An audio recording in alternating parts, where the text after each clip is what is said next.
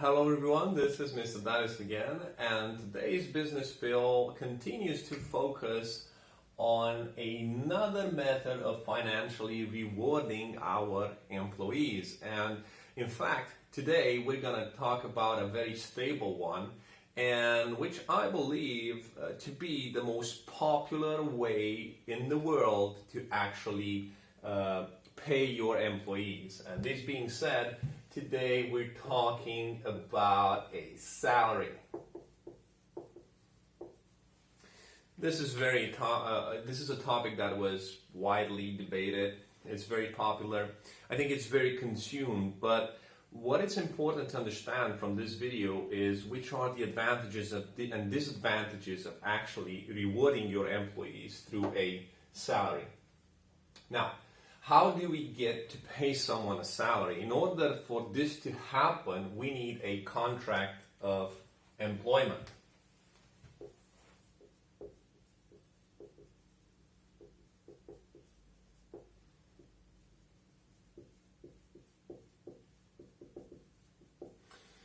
This document also can be found or identified under the form of labor contract.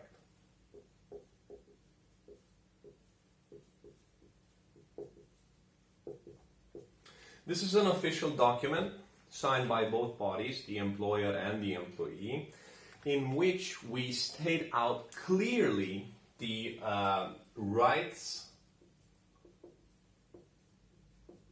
and responsibilities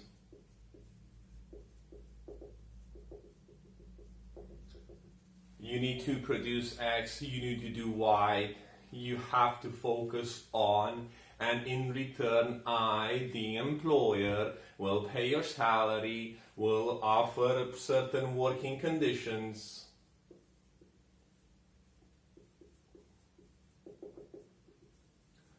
Will provide you with the necessary tools, will give you the expected salary. And there's also a very important clause in the contract of employment is termination. This can happen from various reasons. You can quit your job. It's because you want to quit.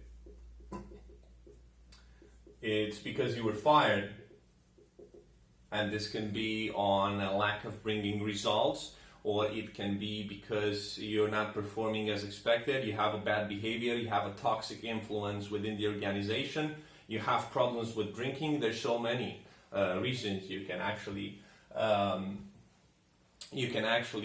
an employment contract under the form of being fired.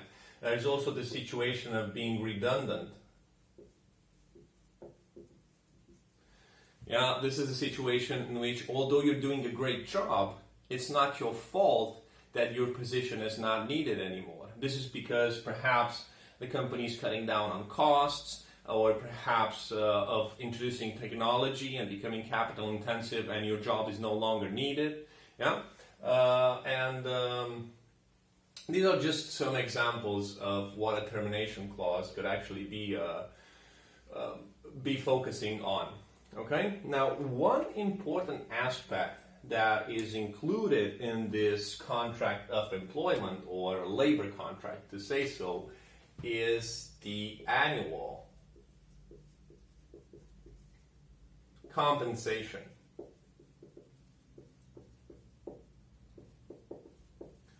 Of course,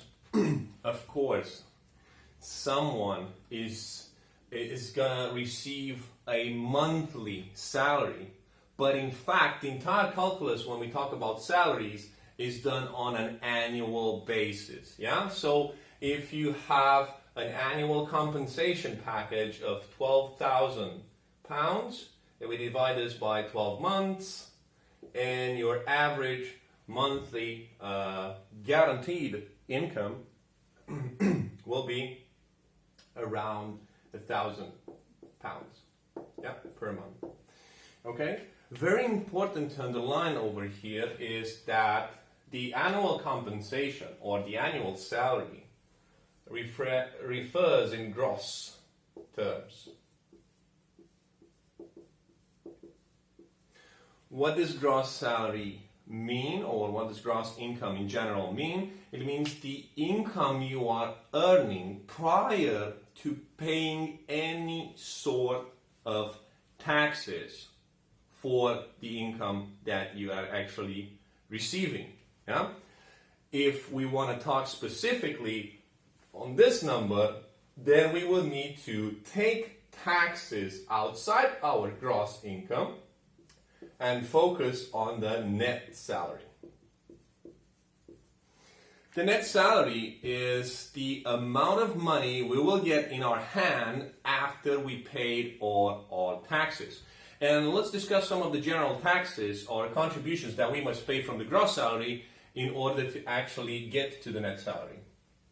It would be health. It would be tax on income.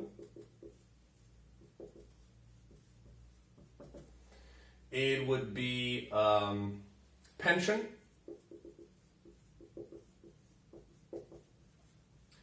Of course, depending on which country you are, what kind of financial system we have there, what kind of government rules, what kind of traditions are there, sometimes some of these taxes to be paid can be left in the task of the employer. So the employer has to pay them all for you. They are centralized by the state, and the state will take care of you and give you a pension one day, hopefully, and make sure you benefit of a good health system because you contribute, right? But there are also countries in which you're paid the gross amount, and then you can decide, do I take my health fund to a private health insurer, and this way I can choose which hospitals I can benefit of in case I have a medical problem. Pension fund. Do I contribute to the state pension, or do I take my funds entirely in a private pension fund? So this depends very much, but in the end, let's not get far away from the keyword net salary. This is what the employee will get in hand as disposable income that he can use to put food on his dinner table, provide for his family or her family, have a nice car, go on holidays, and so on and so forth. Yeah. So now let's discuss the advantages and disadvantages of having someone rewarded through a salary with a contract of employment. The biggest advantage that we haven't even touched up to now, because we discussed about piece rate and about hourly wage, is security. So security. I know that if I will skip 2 days of work, I will still have a salary. I know that if I get sick and can't work, I will still have a salary. I know that if I have the option of going in a holiday for 2 weeks, as it is within my right to actually take a holiday through the employment contract, my monthly income is still the same and it won't suffer. So from this point of view, it's a huge plus for the employee. Now, from the employer's perspective, what I would see and I consider to be an advantage over here would be predictability.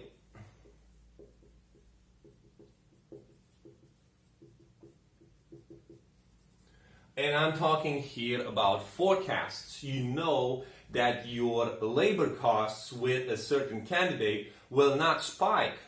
It doesn't matter if he or she puts in more hours to solve that task, or if she's taking additional time to solve a matter. It will not spike. I know for sure that for the next 2 months or 12 months, let's go with a full example on an annual basis.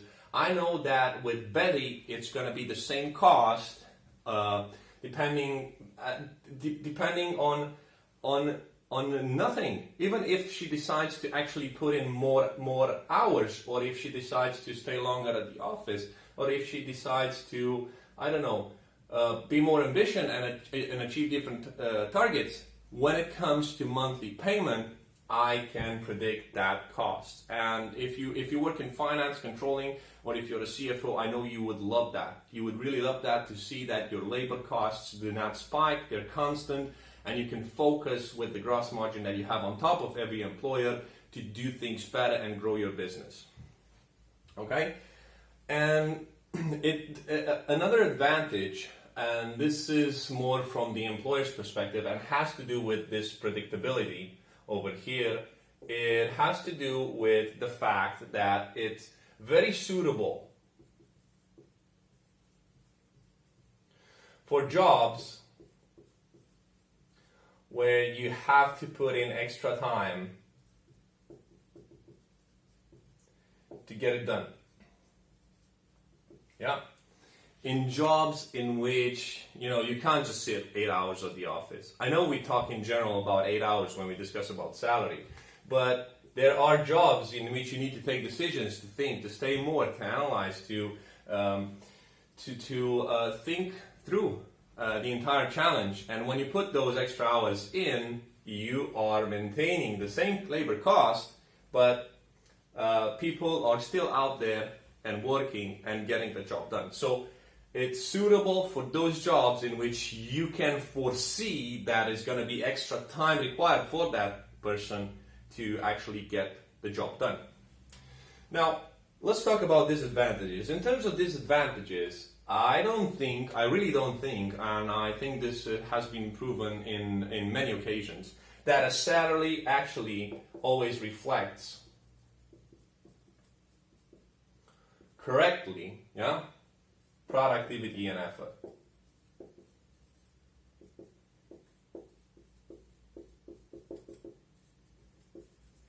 Yeah, because of this, you would have people that put in much more effort, right? Or they're much more productive, but they'll be paid the same amount, which is not fair. Then you would have the other side, people that don't work that hard, people that are actually just going with the flow, they're much more relaxed, they don't take objectives or targets so seriously, and you would pay them the same, right?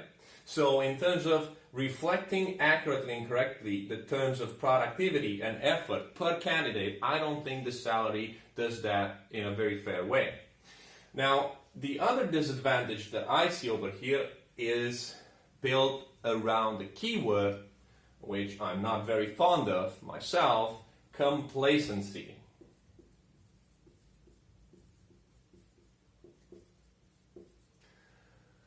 What does this mean? What does complacency mean?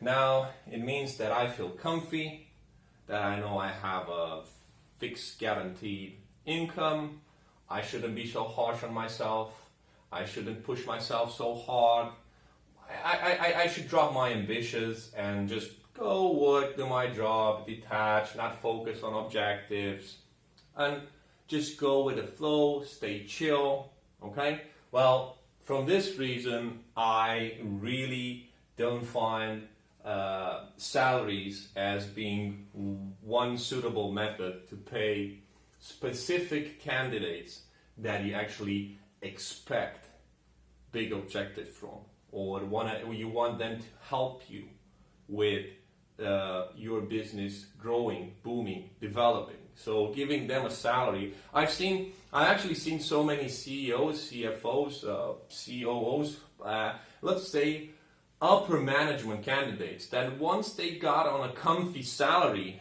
and didn't have any string attached towards them being pushed of actually achieving some KPIs or developing the business in a unique way, or leaving their fingerprint over there as managers to take that business to the next level because they got the salary that they wanted for the job they had to solve, and that's it.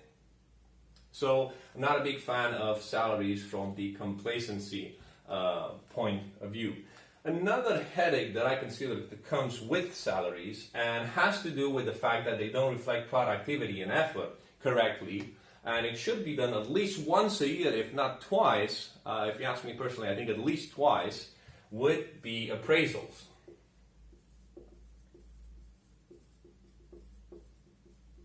Yeah. So having appraisals means that we constantly evaluate our employees, try to measure their effort, their progress, their ambition. We look retroactively what they have achieved, what they have improved. We keep a track of what they're not good at, what they're good at.